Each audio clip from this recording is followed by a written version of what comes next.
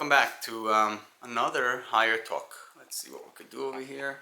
Okay, let's do another higher talk. So, it's good to be back here in front of the camera. I appreciate you for coming here and sitting down listening to me. I know this way of thinking is something that you have to give yourself time off in order to get into it. It's you have to say, okay, I'm willing to think about myself. I'm willing to take the world seriously. I want to see things that are not visible to the physical eye.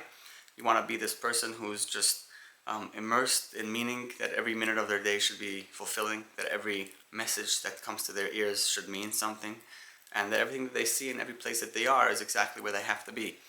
And it's learning how to surrender to the fact that the world is an interesting place. It's a whole bunch of things happening above it that we don't even recognize. That we don't even realize that these people in New York and these people in Shanghai aren't like everything is in its perfect position, and they have to be there, and they have to be there. Those people with those ideologies against those people with those ideologies, the hate and the love and everything that has to happen, the people that you meet and everything that goes on in your life is perfectly coordinated, and everything is exactly where it has to be. So we want to be such a person. We want to see the world as something bigger. We want to see the hand of God throughout it. So to become such a person, we have to learn how to surrender to that higher power, allowing that control, allowing the belief that we have in Hashem to actually take over. What I mean by that is that the belief that you have is no longer the dog on your leash. Rather, it now becomes that you become the one on the other end of the leash. You're always attached. You're no longer in control. You're being controlled. And at that point, people are like, why should I accept such terms? I don't want to be controlled. I want my freedom. Freedom means that I am free to do whatever I want. Why should I want someone's control, or why should I believe in something that requires me to shackle myself on this journey? So that's when we start learning what freedom actually means. Freedom does not mean just go out and just do whatever you want and live today because there won't be tomorrow. In the negative way of thinking about it, freedom is when a person knows knows how to keep themselves happy, and they have the ability to do that. When somebody is able to fight his depression, that's called freedom. But when someone's locked up in jail and they can't get out, that's like you could still find freedom in your mind, so you should be happy, even though you don't have your physical freedom going, like to leave the cell. So we learn what freedom is. We learn how we want to live our lives, and our freedom becomes the way of our belief. If our belief requires of us to be a certain way, if our belief wants us to do certain things in our life and be certain people, then we want that control, because we want the outcome of this work. If we are going to do this, we're going to have that result, that desired result of living with milk and honey, like enjoying the good life, really being at peace, at the greatest level of peace. Not just having physical pleasures of peace, we should have the spiritual pleasures as well. A place of just calmness, relaxation, our hearts being full, like getting up in the morning with a smile every single day, and not just being like the people who are so overly optimistic that we start hating them. But over here, it's like true facts. People will be walking around with their true emotion on their face, and that emotion will be honesty, it will be emes, and we look forward to such times. So we give up our control in order to live such a life. And to whom do we give it to? Whom do we give their control to? We give it to Hashem. And Hashem coordinates everything that happens on earth, the people that you meet, the places that you go, the food that you eat, and the friends and enemies that you make. All those things are exactly how Hashem wants them to be, and you allow yourself to be part of that community. You allow yourself as a person, as a nefesh who is a world of its own, to be part of those people, of all those people that relinquish their control to Hashem. They give it over. They let him into the driver's seat. And now all those people live on this same harmonious level where they're all calm, they're all relaxed, they're all purposeful and meaningful throughout every moment of their life. And you take them all together, you live in a community, and you act accordingly. Everybody works together in such a way. So you have an entire neighborhood, an entire community with an elevated mindset of people who know that everything in the world is controlled by Hashem. This is the cloud that is above these people's heads. And as you say, you have different cities that have different clouds on them. When you think about Hollywood, you have that thought, that cloud. Okay, it's Hollywood. It's like that. Those types of people, that type of atmosphere. And when you think about Lahavdil, of course, you think about Eretz Yisrael. You think about, okay, there's like a seriousness around it. There is a fierceness surrounding that kind of atmosphere. So you see those clouds, and when you have a community of living in a certain cloud, and a cloud that is ever expanding, of course, there are clouds that people stay away from, and they run as far as they can because they don't want to be pulled into this ideology.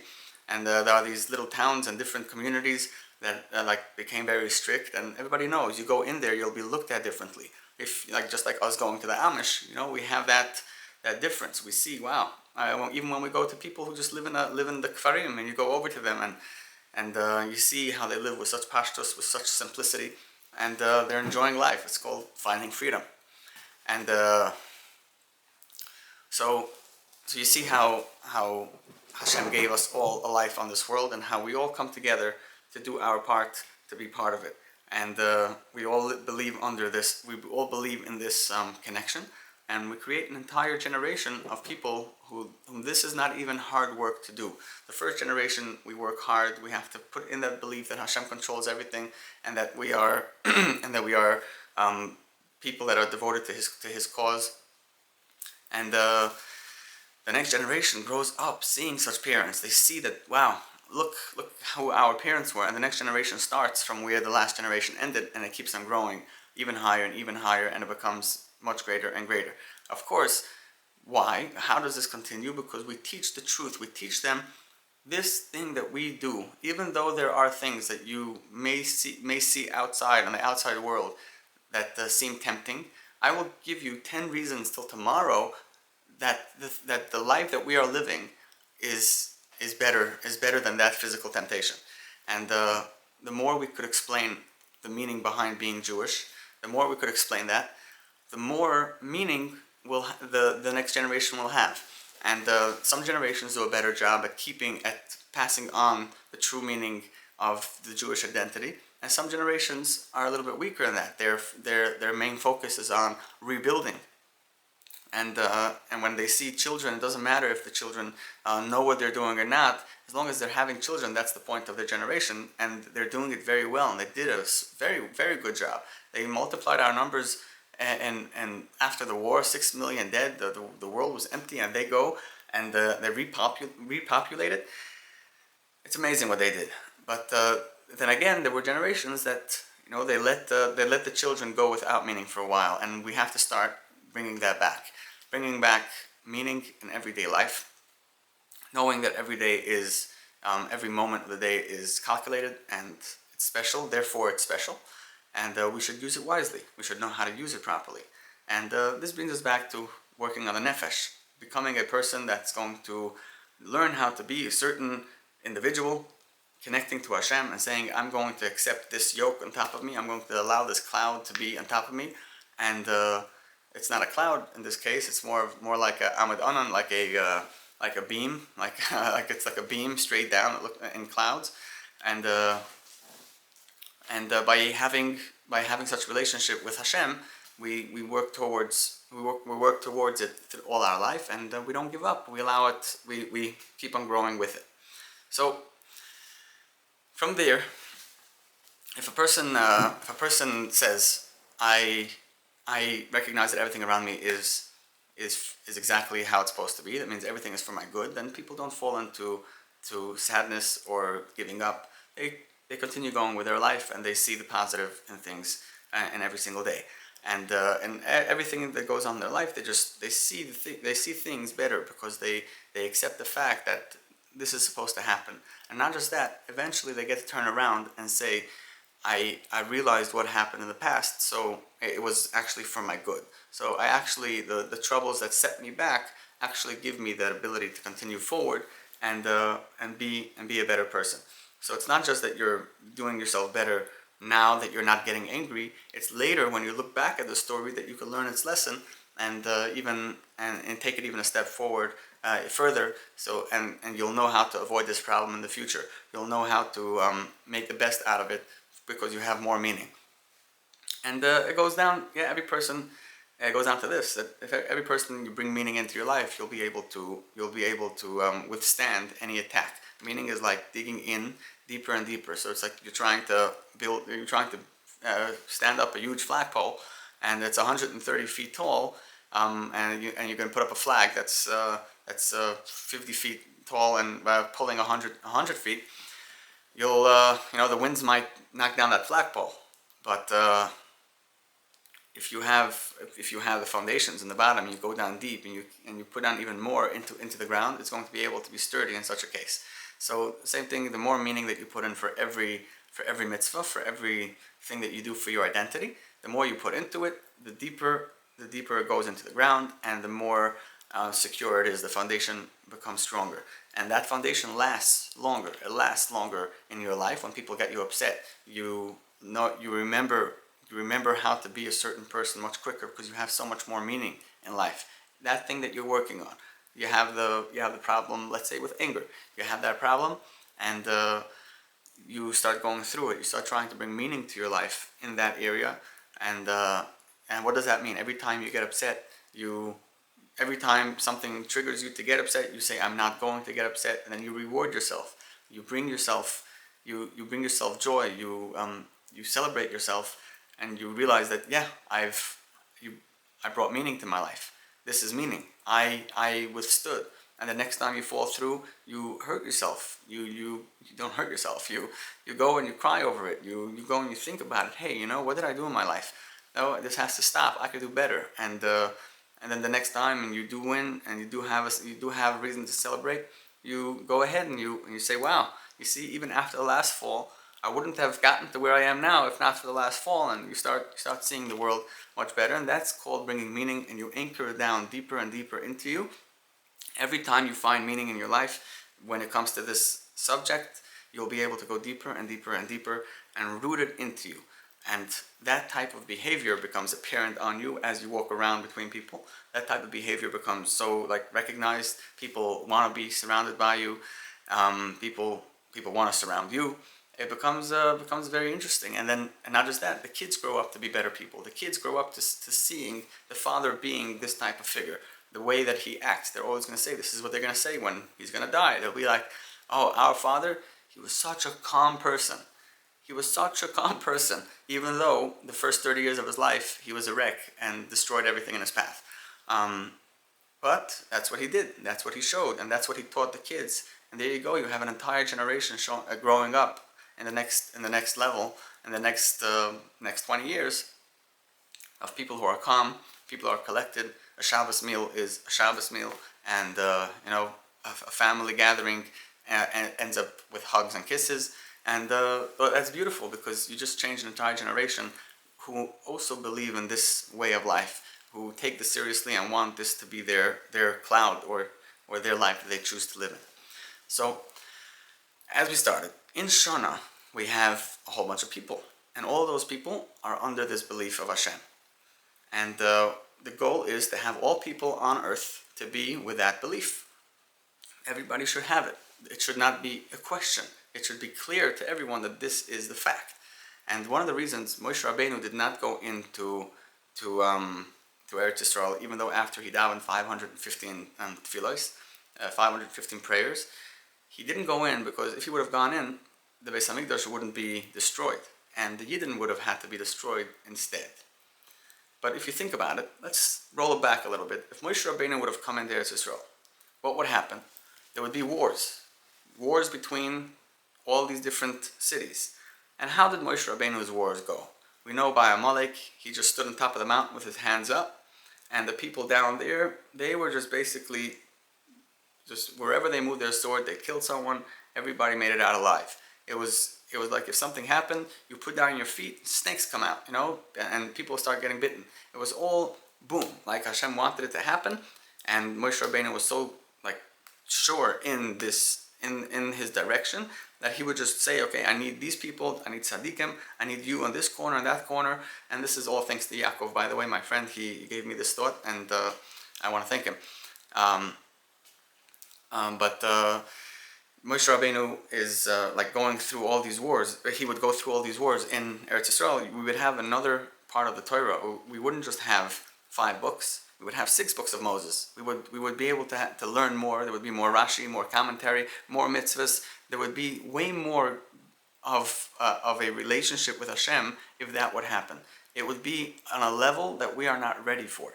It'll be on a level, it would have been on a place where it would raise the Jewish people into such a cloud of greatness that they would be like untouchable. And because they're untouchable, they are so hated.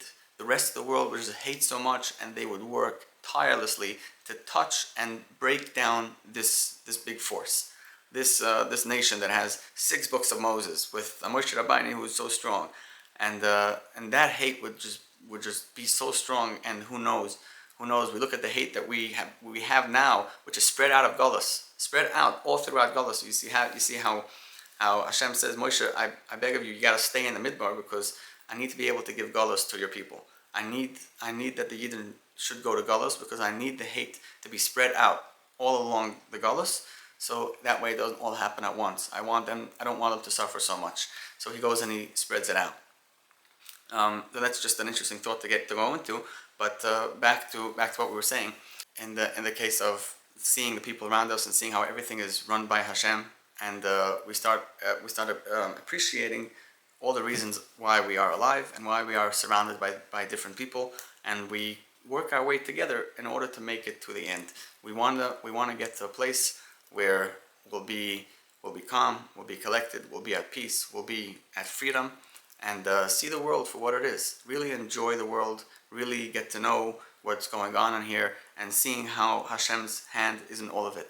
It's a rewarding mindset, it's a lifestyle change that it requires of you, but it's way worth it. It makes you think, it makes you acknowledge things, it brings meaning to your life. And the more meaning you bring in, the more the rest of your generations and your communities are going to be affected by it, and they will all be elevated along with you.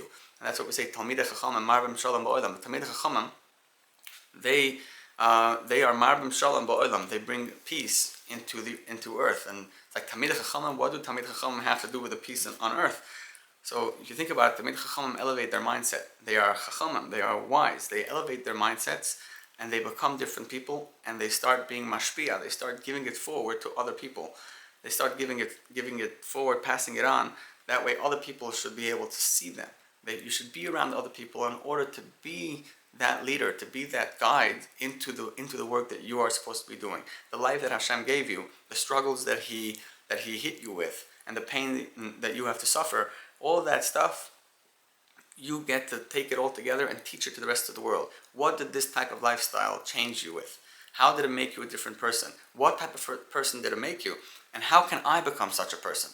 The rest of the world looks at you and wants to know, what can you teach me?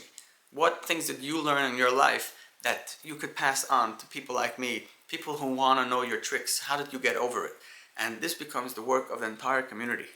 And just one person goes and he could raise the entire mindset of the community. And that's Talmidei Chachamim. They started it, and they start talking to people, they start acting this way, people find interest, people want to have meaning in their life, and the people surrounding him, they start thinking that way. They start acting that way. And then when they go out to business, people go out to the world, and the rest of the nations see, and they say, wow, look at how these people think. They're different.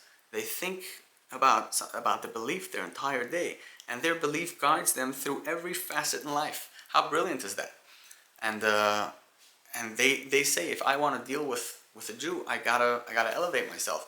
It's not a coincidence that 20% of Nobel prizes went to Jews, and we should understand why. Why did they have it? Is it guaranteed that we will always be receiving it, or do we have to continue to do something? Do we have to start thinking again? We have to start thinking the way we learn, taking that out into the world, being true people, finding meaning in everything. I hope my message came across clear. I feel like it was a little bit different than the other higher talks, which are more flowy. This one was more of like I was telling you what to do, but it's okay.